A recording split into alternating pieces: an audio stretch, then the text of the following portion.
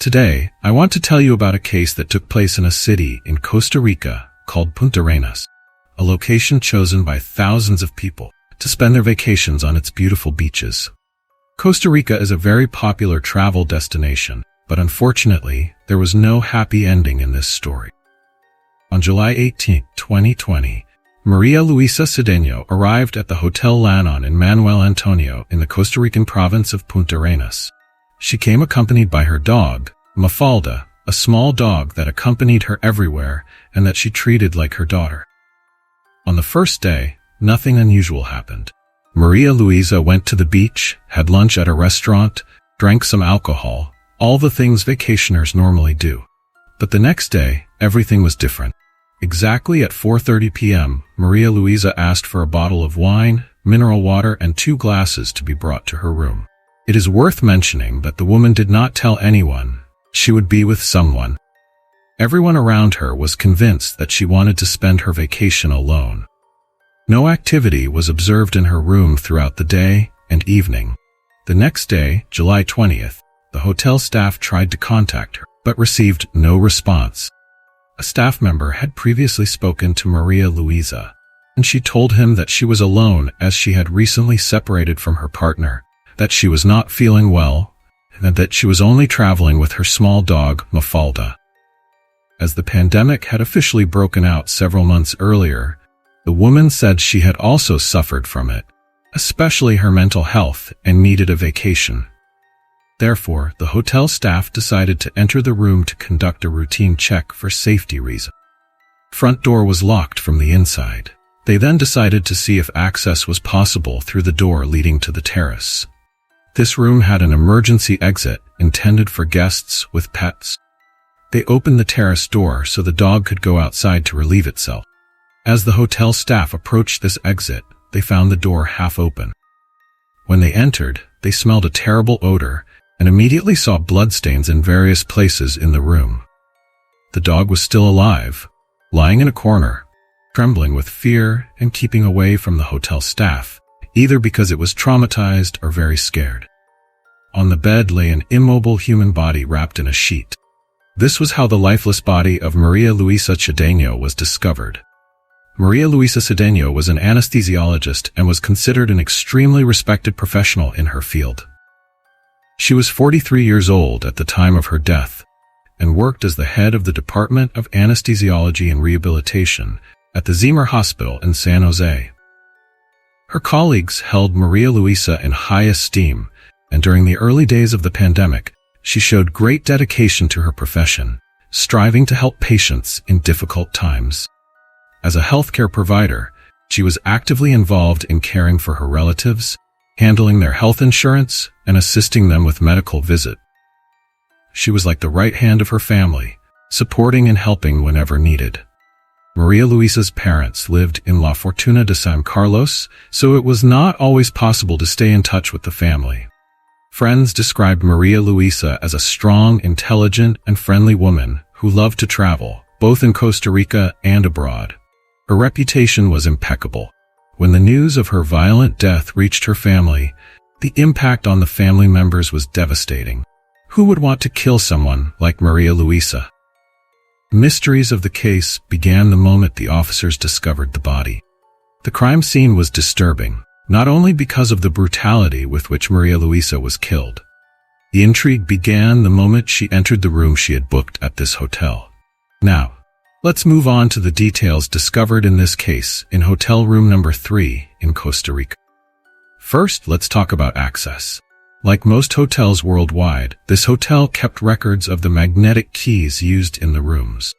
In other words, every time someone entered the room, the used card was registered and the code of the key used was known, so it could be determined whether it was a customer or a hotel employee. In this case, however, there were no records of key access that did not belong to Maria Luisa.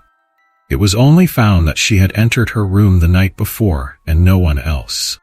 Since there was a sliding glass door at the back, someone could naturally enter through this door. This door was always locked from the inside, so only the guest could open and leave it unlocked. But as it was a sliding door not equipped with a magnetic key system, There were no records of access through the yard. Could be that Maria Luisa let someone in through this door or left it unlocked, and someone came in and killed her. Since the door was ajar when the hotel staff arrived, the most likely hypothesis was that someone who had seen Maria Luisa in the hotel entered the room through the backyard, killed her, and left the same way. At this point, this was the most logical version of events. After the body was discovered, the hotel staff called the police. On examining the crime scene, it was unnecessary to conduct a thorough analysis to determine that Maria Luisa had indeed been murdered. Her body was severely wounded. It was evident that she had been tortured and that the person who did this was very angry. Forensic experts went to the crime scene to collect evidence, determine the cause of death, and analyze every detail in the hope of finding the perpetrator. The extent of the brutality was so great that the authorities recommended a closed-casket funeral for the Cedeno family. An autopsy conducted sometime later revealed that the body had multiple bite marks and 2 fingernails were broken, indicating that Maria Luisa had tried to defend herself. Another detail that came to light during the autopsy was that the killer had washed the body. In other words, after the murder, he took Maria Luisa to the bathroom. According to the criminalist, the woman was murdered on the bed in the bedroom, as evidenced by the large amount of blood. From there, the man took the body to the bathroom, washed it, dried it, wrapped it in a sheet, and placed it on the bed. This was how the hotel staff later discovered Maria Luisa's body. Although the killer had washed the body, possibly to remove evidence, it was impossible to erase the traces of the crime, as there was blood everywhere, on the floor, walls, curtains, and bed. This made it even more certain that the attack had been incredibly brutal. The investigators took photos and collected as much evidence as possible. The body was then taken for autopsy, and the police began questioning hotel staff and guests who might have heard something. Based on what was seen at the crime scene, Maria Luisa must have screamed loudly, and her dog must have barked. However, no one reported hearing screams that night.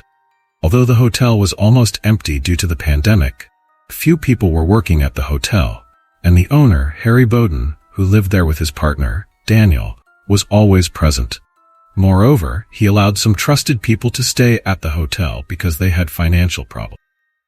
This was also because the hotel was never overcrowded during the pandemic. So renting a room to friends did not mean any financial loss for him. A bottle of wine that Maria Luisa had ordered from room service and 2 glasses were found in Maria Luisa's room. A later examination of the victim's cell phone revealed that she had sent a picture of the 2 glasses to her friend. However, the message contained no hint she was meeting someone or waiting for someone in her room. To the same friend, she sent an audio message. "Mito, you have to see how beautiful this hotel is. Malda is the queen of this place. I mean, they treat us very well. I paid for the all-inclusive package, which costs 100 extra, and they bring not only drinks but also strawberries, pineapples, just everything I want. Malda gets various treats and water. You have no idea how great it is here. I mean, I love it. I love it. I danced with the bartender, with another guy, with the assistant of the owner. By the way, the owner is Dutch. Great, it's cool. Mito, I pay 155,000 colognes per night, and with the all-inclusive, I can order dinner wherever I want, and it will be brought to me. This hotel is of course a bit shabby. More precisely, it's a bit run down because it's understaffed. The same girl who serves coffee is also responsible for managing the hotel grounds. Anyway, I like it here very much. It's a really cool place." When the officers later questioned Maria Luisa's friends and family to find out if she had any obvious enemies, they learned that she always ordered 2 glasses, even when she was completely alone. This way, she could pour alcohol into one glass and water into the other. This confirms that the woman was alone and not waiting for anyone. And here we are again at the first hypothesis. The attacker must have been someone who saw Maria Luisa in the hotel, noticed that the back door was open, and attacked her. But at the same time, such brutality seemed to come from someone who hated her deeply and was very angry with her. This was hard to explain in situations like this. Seemed like a murder committed by someone who knew the woman and wanted to make her suffer. At the same time, there was no indication that Maria Luisa was with anyone or meeting someone. Another detail from the autopsy confirmed that the woman was also abused. Additionally, she showed signs of strangulation, with marks of blows on her cheeks, lips, arms, and chest. Based on the analysis of the autopsy results, interviews with relatives and friends, and people staying at the hotel, the authorities concluded that the attack could not have been carried out by a single person, as no one heard Maria Luisa scream. They then suspected that there were at least 2 attackers who overpowered her, so that she was completely controlled. There was even talk that there could have been a third person, because the woman was abused. According to this theory, 2 attackers held Maria Luisa down, and a third person raped her. This is also supported by the fact that no traces of ropes or similar items were found during the examination of the body, indicating that the victim was not tied up. The investigators also suspected that the men likely put something in her mouth to prevent her from screaming, or so that the screams could not be heard, allowing them to carry out the attack without anyone hearing anything. The cause of death was determined to be a head injury, which could have been caused in various ways. Could have been caused by a severe blow to the head, by undressing, as there were signs of broken vertebrae, or by a blow with an object or a heavy fall to the floor. All in all, what the attackers did to Maria Luisa Cedeno was a cruelty, something senseless and without obvious motive. It did not take long for the first suspect to be found because the man staying at the hotel had numerous fresh wounds that looked like scratches and bruises inflicted by someone trying to defend themselves. This was analyzed by Theodora Herrera Martinez, an exotic dancer working in the city's nightclub. And as I mentioned earlier, he lived in this hotel at the time of the murder. This man was placed in a holding cell while attempts were made to link him to the case. His footprints were compared to those found at the crime scene, and 2 matched this man's footprints, found in front of the bed in the bedroom on the black porcelain floor. Shortly after, a second suspect, Luis Carlos Miranda, a man with a degree in business administration, was arrested. He was arrested when a hotel security guard reported seeing him walking through the corridors with the first suspect, Theodora Herrera, at night. Since the latter was arrested, Luis Carlos had to be questioned to determine if there was a connection between him and the case. Additionally, tests revealed that his dental impressions matched the bite marks found on Maria Luisa's body.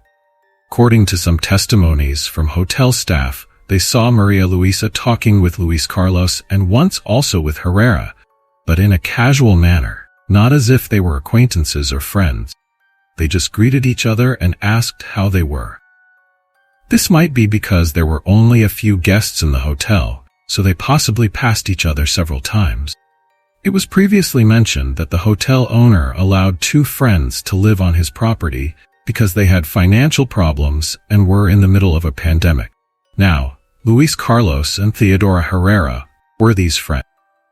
Given the matching footprints and bite marks of these 2 suspects, the police's most consistent action was to interrogate Harry Bowden, who, as I said earlier, was the owner of this hotel. During this interrogation, he stated that Harry and his husband had dinner with the 2 suspects on the night of the murder, namely the night of July 19th to 20th, at their apartment in the hotel. After dinner, 4 men went to the private pool. Harry then revealed that the 2 suspects worked for him, and he allowed them to live there in return. Luis Carlos was responsible for the website and marketing, while Herrera worked as a cook and bartender. The hotel owners and the suspects were not close friends, but as they started living in the hotel a year before the murder, they met more frequently, went out to eat together, and spent time together, developing a friendship among the 4 men.